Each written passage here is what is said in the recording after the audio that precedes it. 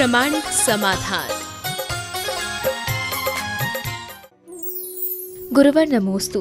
एक इच्छा से कुछ नहीं बदलता, लेकिन एक निर्णय से बहुत कुछ बदलता है। तो क्या एक निश्चय से सब कुछ बदला जा सकता है? कुछ दिन पहले मैंने एक प्रवचन दिया था कि डिजायर कुछ नहीं बदलती, डिसीजन से कुछ बदलता है, पर डिटर्मिनेशन सब कुछ बदल देता है। तो हमारे अंदर एक चीज़ और जोड़ी थी, डिवोशन भी साथ में होना चाहिए। बिल्कुल सही, इच्छा मात्र कोई परिवर्तन नहीं करती। इच्छा से परिवर्तन की भूमिका बनती है, निर्णय उसमें दृढ़ता लाता है, लेकिन निश्चय हमें उसमें पूरी तरह डुबा डालता है, पहुंचा देता है। इसलिए हमें हमेशा इस बात का ध्यान रखना चाहिए। गुरुवर नमोस्तु। पंचम काल की समाप्ति और छठवें काल की शुरुआत के लक्षण कैसे पता करें? पंचम काल का जिस दिन अंत होगा, उस दिन धर्म कर्म सब का नाश हो जाएगा, अग्नि का विलोप हो जाएगा। मनुष्य की भांति न रहकर जानवरों की तरह रहना शुरू कर देगा। जिस दिन मनुष्य में पूरी तरह जानवरों के लक्षण प्रकट हो जाए, समझ लेना पंचम काल समाप्त होने वाला है। गुरुवर नमोस्तु। हिमवन आदि पर्वतों पर श्री, ह्रीम, कीर्ति आदि 6 देवियां रहती हैं। तो क्या ये देवियां बाल ब्रह्मचारिणी होती हैं? ऐसा कहा गया है, श्री हरि धृति को स्वधर्म इंद्र की, और कीर्ति बुद्धि और लक्ष्मी को ईशान इंद्र की अनुचरी है, और इनका कोई नियोगी देव नहीं होता, इसलिए इन्हें व्रती की तरह कहते हैं। आम देवियां जो होती बल्लभिका आदि होती है, ये देवियां अलग होती है, और तीर्थंकरों के जात कर्म आदि कार्यों में, मांगलिक कार्यों में इनका विशेष योगदान है। गुरुवर नमोस्तु। परिजन के निधन होने पर हम लोगों को वैराग्य के भाव क्यों नहीं उत्पन्न होते? देखो, यही तो विडंबना है। जिसके अंदर के संस्कार प्रबल होते हैं, वो छोटा सा निमित्त पाकर के भी बड़ा परिवर्तन घटित कर लेता है, और जिसके भीतर के संस्कार दुर्बल होते हैं, उनके लिए बड़े बड़े निमित्त भी कुछ नहीं कर पाते। तो संस्कार चाहिए। ये समझो कि मोह के कर्म के संस्कार अभी प्रबल हो रखे हैं, और उन संस्कारों के कारण चाह करके भी परिवर्तन नहीं होता। गुरुवर नमोस्तु। क्या घर में जाप करना उचित होता है या मंदिर में? और हमें सामायिक पाठ कौन सा पढ़ना चाहिए? घर पर कौन सी जाप और मंदिर में कौन सी जाप? देखो, नमोकाल मंत्र ऐसा है जो कहीं भी कर लो। घर पर भी कर सकते हैं, मंदिर में भी कर सकते हैं। नमोकाल मंत्र की जाप करनी ही चाहिए। मंदिर में अगर अलग से जाप करना है तो जो भगवान है उनकी करो, तीर्थंकर विशेष की करो, कोई भी भगवान की जाप कर ले सकते हैं। सामायिक पाठ कोई है, एक फिक्स नहीं है। जिसमें मन अच्छा लगे, प्रेम भाव हो सब जीवों को, ये भी पढ़ सकते हैं। 2-3 हिंदी के हैं, संस्कृत के हैं। अपने पास जैसा समय हो, जैसी अनुकूलता हो, उसके अनुरूप करना चाहिए। गुरुवर नमोस्तु। दुनिया में रहने के लिए 2 सबसे अच्छी जगह है, किसी के दिल में रहो या फिर दुआओं में। तो हमें इसके लिए क्या प्रयास करना चाहिए? किसी के दिल या दुआ में रहने के लिए क्या प्रयास करना चाहिए? उसके दिल में घुसने की कोशिश करनी चाहिए। ऐसा व्यवहार करना चाहिए कि तुम उसके दिल में बैठ जाओ। तुम अपने दिल में कब किसी को कब जगह देते हो? जब उसके प्रति प्रेम होता है। और प्रेम कब प्रकट होता है? जब सामने वाले का प्रेम होता है। कहते हैं दिल जीतो। किसी का दिल कब जीता जाता है? हम अपने व्यवहार से सामने वाले का दिल जीतते हैं। अच्छा व्यवहार करो, अच्छा आचरण करो, पवित्र जीवन जियो, हमेशा दिल में जियोगे। और जो लोगों के दिल में जीते हैं ना, लोग उसके लिए दुआएं भी करते हैं। गुरुवर नमोस्तु। दुनिया में 2 पौधे हैं, निस्वार्थ प्रेम और अटूट विश्वास, जो कभी मुरझाते नहीं हैं, और मुरझा भी गए तो इनका इलाज नहीं। तो हम क्या प्रयास करें जिससे ये दोनों बने रहें? ये दोनों पौधे अगर न मुरझाए ऐसा चाहते हो तो उसमें हमेशा सिंचन देते रहो, प्रेम और आत्मीयता का, और अहंकार और कपट के कीड़ों से बचा के रहो। ये अगर आ जाएंगे तो तुम्हारा प्रेम भी खत्म होगा और विश्वास भी टूटेगा। गुरुवर नमोस्तु। मृत्यु काल की कफन से लेकर लकड़ी तक सभी सामग्री तैयार है, बस सांसें बंद होने तक की देरी है। तो इंसान इन बातों को जानकर भी अनजान क्यों है? काश मनुष्य जीवन की इस हकीकत को जाने ले तो जीवन अपने आप राह पर आ जाए। एक शायर ने बहुत अच्छी बात की, जिंदगी पर डाल ली जिसने हकीकत की नजर, जिंदगी पर डाल ली जिसने हकीकत की नजर, जिंदगी उसकी नजर में बेहकीकत हो गई। जिस दिन हकीकत को जाने लोगे उस दिन सब बेहकीकत लगने लगेंगे और उसी दिन तुम्हारे जीवन की दिशा और दशा परिवर्तित होगी। गुरुवर नमोस्तु। इस दुनिया में सबका व्यवहार अलग अलग होता है। इन सब की आंखें एक जैसी होती हैं, पर सबका अंदाजा अलग अलग क्यों होता है? आंखें एक सी है, अंदाजा अलग अलग, क्योंकि आंख के भीतर से झांकना वाला अलग अलग है। आंखों से हम देखते हैं पर सच्चाई है आंख नहीं देखती। आंख के पीछे जो बैठा है ना वो देखता है। हमारा मन है, मन हमारे नज़रिए को प्रकट करता है। जब हमारा मन जैसा हो जाता है हमारा सारा दृष्टिकोण वैसा हो जाता है, हम सब कुछ उसी के अनुरूप आकलन करने लगते हैं। गुरुवर नमोस्तु। ऐसा क्यों कहते हैं कि बाहर की आंखें मूंदने से पहले भीतर की आंखें खुल जानी चाहिए? बाहर की आंख मूंदने के पहले भीतर की आंख खुल जानी चाहिए, बिल्कुल सही है। जो कुछ करना जीते जी करो, मरने के बाद क्या करोगे? इसलिए बाहर की आंखें मूंदने का मतलब जानती हो क्या होता है? नहीं आंखें मूंदने का मतलब क्या होता है? बाहर की आंखें मूंद गई यानी मर जाओ, तो मरने के बाद क्या करोगे? इसलिए जीते जी कुछ कर लो, इससे पहले कि हम मरे अपने जीवन को सुमरना शुरू कर दें। गुरुवर नमोस्तु। सत्य सूर्य के समान होता है, पर सूर्य बहुत गर्म होता है, लेकिन सत्य इतना शांत होता है, ऐसा क्यों कहा गया? देखो, सत्य को सूर्य के समान कहा गया, वो सूर्य के प्रताप के लिए नहीं, उसके प्रकाश के लिए किया। सूर्य के उजाले में सब कुछ दिखता है, इसी तरह सत्य के प्रकाश में सब कुछ दिखता है। ये देखना, सूरज की गर्मी को मत पकड़ना कि सत्य सूरज की तरह गर्म हो। सत्य गर्म नहीं है, ठंडा है, लेकिन उसमें प्रकाश सूरज के जैसा। गुरुवर नमोस्तु। अनंगसरा चक्रवर्ती की पुत्री होने के साथ साथ अनेकों वर्षों तक तप करने के बाद भी उसे आत्मज्ञान नहीं हुआ, तो उन्होंने पूर्व भव में ऐसा क्या किया था? देखिए, अनंगसरा का जहाँ तक मुझे स्मरण है कहीं उल्लेख नहीं मिलता। कुछ न कुछ तो पूर्व जन्म में उसने खोटा कर्म किया। इसके परिणाम स्वरूप चक्रवर्ती की पुत्री होने के बाद भी उसका अपहरण हो गया। इस प्रसंग में आपके प्रश्न का उत्तर देने के साथ एक बात मैं आप सबसे कहूंगा। जीवन में अनुकूल प्रतिकूल संयोग वियोग महापुण्यशाली जीवों के साथ भी होते हैं।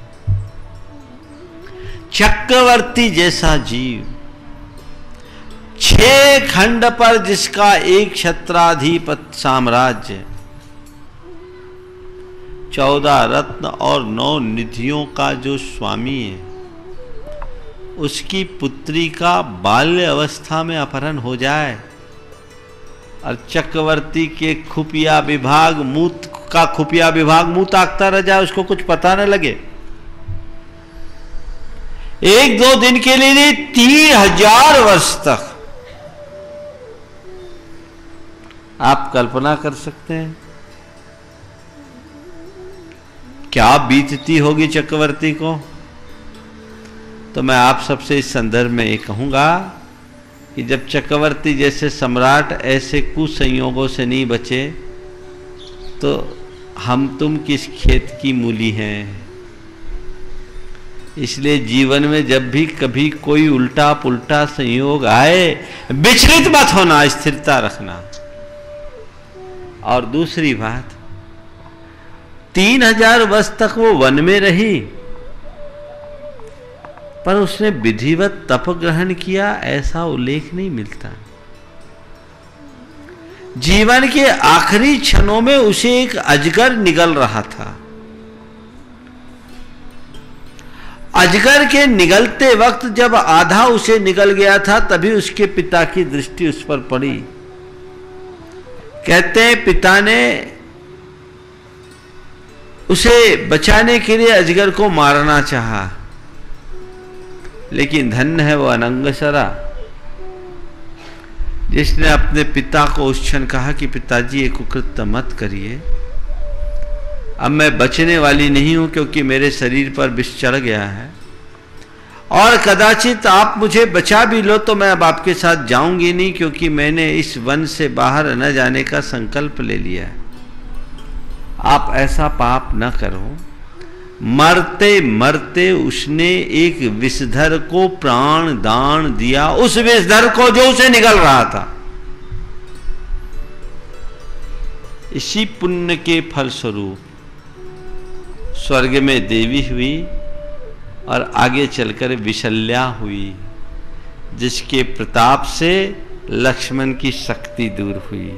तो जो भी था उसका पुण्य तो था, सम्यक दर्शन उसके साथ नहीं हो पाया। गुरुवर नमोस्तु। एक जैन दंपति धार्मिक क्रियाओं में आगे रहते हैं पर चरित्र से पतन की ओर हैं, तो क्या वह साधु को आहार दे सकते हैं और उन्हें कौन सी गति का बंध होगा? देखिए, आप मन शुद्धि, वचन शुद्धि, काय शुद्धि और आहार जल की शुद्धि बोल करके ही आहार देते हो ना। हाँ, जो व्यक्ति इस तरह से पतित है, क्या उसकी ये शुद्धि है? नहीं। अब जब शुद्धि नहीं है तो क्या वो आहार दान देने का अधिकारी है? उसे खुद सोचना चाहिए। हाँ, यदि कोई व्यक्ति भटक कर गलत रास्ते पर चला गया है, उसके लिए उसका एहसास हो रहा है, तो आत्मग्लानि होनी चाहिए। गुरुओं के समक्ष प्रायश्चित लेकर अपने जीवन को सुधारने का संकल्प लेना चाहिए। ऐसा नहीं कि उसको सदा सदा के लिए बहिष्कृत कर दिया जाए। मैं बहिष्कार का कतई पक्षधर नहीं हूं और हमारा धर्म बहिष्कार की बात सिखाता भी नहीं। हमारा धर्म केवल संस्कार की बात करता है। तो ऐसे लोगों को चाहिए कि वे अपने जीवन में बदलाव लाए, प्रायश्चित पूर्वक अपनी शुद्धि करें और अपने जीवन को आगे बढ़ाएं। गुरुवर नमोस्तु। इंसान की कुंडली में शनि और दिमाग में मनी, ये दोनों इंसान के जीवन को सुखी नहीं रहने देते हैं, तो इन दोनों बीमारी से कैसे बचा जा सकता है? शनि और मनी दोनों सुरक्षित, दोनों के चक्कर में लगने वाला व्यक्ति सुखी नहीं रहता। इनसे सुरक्षित कैसे रहे? तो मैं ये कहता हूँ, काले और पीले काम बंद कर दो। शनि काला पत्थर है और मनी पीला है। जो काले और पीले के चक्कर में रहते हैं उन्हीं को शनि और मनी का फेर होता है। तो ये काले पीले काम मत करो, साफ सुथरे जिंदगी जियो, इनके पीछे मत उलझो। जिस मनुष्य को तत्व ज्ञान होता है वो कभी पत्थर पूजने का काम नहीं करता। काले पत्थर पूजने से शनि नहीं उतरेगा और केवल मणि को प्रमुखता देने से जीवन नहीं तरेगा। शनि अनी कुछ नहीं होते। मैंने कई बार इस बारे में बोला है कि इस तरह की अवधारणाएं अंधविश्वास है। हमें नवग्रहों को नहीं पूजना, वो वस्तुतः पूज्य है ही नहीं और न वो हमें पेरते हैं, उनसे हमारा कोई संबंध नहीं है। ये एक प्रकार का भ्रमपूर्ण विश्वास है जो कतई अपनाने योग्य नहीं है। पैसा जीवन के निर्वाह का साधन है, साध्य नहीं। ये विचार और विवेक हमारे हृदय में स्थायी रूप से अंकित होना चाहिए। जिस मनुष्य के दिल दिमाग में यह बात बैठ जाती है कि पैसा जीवन निर्वाह का साधन मात्र है, साध्य नहीं, वो जीवन में फिर कभी नहीं भटक। गुरुवर नमोस्तु। इंसान प्रतिकूल स्थिति में धर्म में लगा रहता है और अनुकूल होने पर वह धर्म से दूर होता है, तो क्या उस इंसान की अनुकूल स्थितियां अंतराय कर्म को प्रकट करती है? ये बात सही है कि प्रतिकूल परिस्थितियों से प्रेरित व्यक्ति धर्म ज्यादा करता है और ये यथार्थ भी है, क्योंकि छाया की ओर वही भागता है जिसे धूप में तपन महसूस होती है। जो अपने आप को धूप में झुलसता हुआ सा अनुभव करता है वो छाया की तरफ लपकता है। जिसे धूप सुहा रही हो वो छाया की ओर क्यों जाएगा? तो दुख मनुष्य को संसार से विरत करता है, धर्म के मार्ग में लगाता है। ये सही है। आपने कहा परिस्थितियों के अनुकूल रहने पर प्रायः व्यक्ति धर्म से उदासीन होता है, खासकर वैराग्य के मार्ग पर नहीं जाता। तो जिसके पास अनुकूल परिस्थितियां हैं, क्या वो वैराग्य के मार्ग में लगेगा ही नहीं या फिर प्रतिकूलता को आमंत्रित करे? वस्तुतः मेरी अवधारणा बिल्कुल अलग है। मैं तो कहता हूं अनुकूल हो या प्रतिकूल, परिस्थितियों से प्रभावित होकर बैरागी बनने वाला व्यक्ति सच्चा बैरागी नहीं है। परिस्थितियों से प्रभावित होकर के बैरागी बनने वाला व्यक्ति या धर्मी बनने वाला व्यक्ति सच्चा धर्मी नहीं है। ये तो एक प्रकार का पलायन है या एडजस्टमेंट है। चलो भैया कहीं नहीं तो यहाँ चले जाए, सब तरफ से फ्रस्ट्रेट थे, भगवान के पास चले गए, गुरु के पास चले गए, आपका उपदेश सुना महाराज, आपके प्रवचन से मुझे जीवन की नई राह मिली, अब बड़ी शांति है। ये भागकर आए हुए लोगों का है।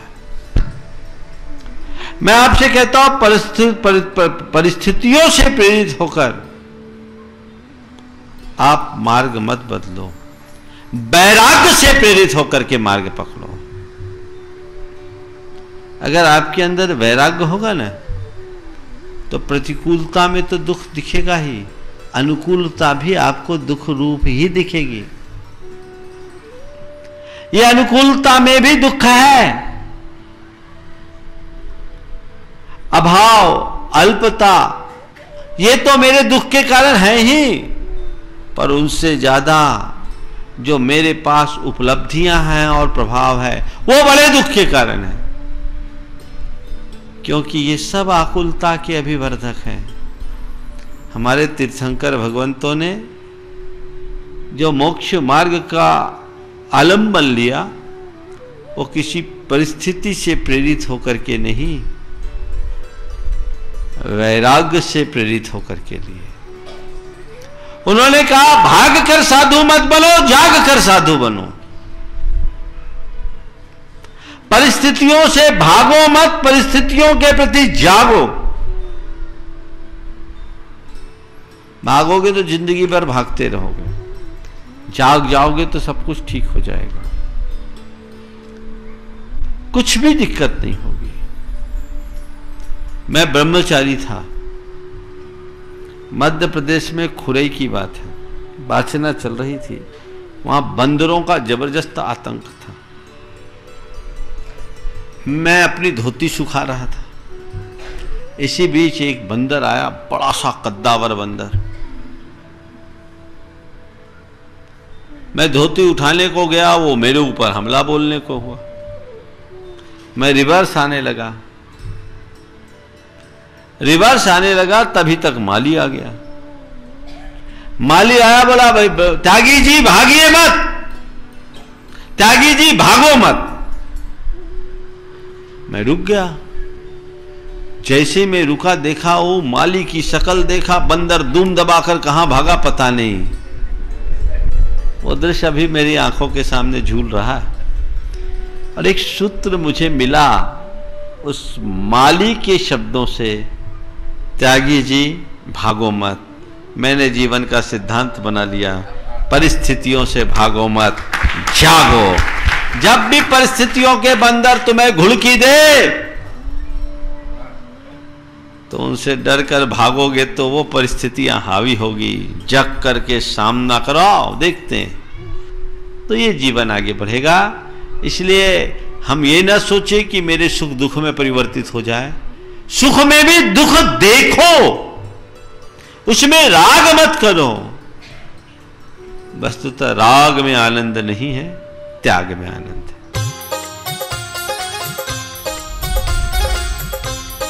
प्रामाणिक समाधान।